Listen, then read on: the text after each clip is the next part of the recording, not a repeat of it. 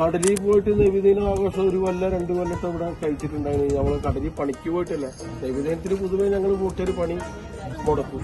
അത് പഴയ കാലം മുതലേ ഉള്ളതാണ്. നമ്മളെല്ലാം ചെറുപ്പകാലത്ത് ജമാഅത്തേക്ക് ഘോഷയാത്ര പോകും.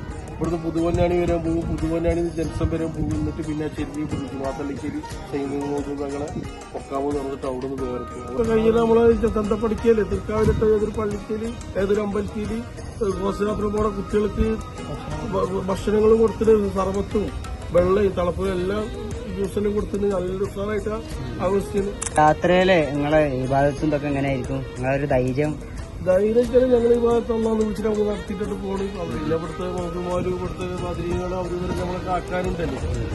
നമ്മൾ ഓർക്കാപ്പുറം ഓരോന്ന് കൃഷി ചെയ്യേണ്ടതാണ്. പള്ളം നിറച്ച വയനാടെല്ലാം കഴിഞ്ഞ സങ്കടം കണ്ടില്ല.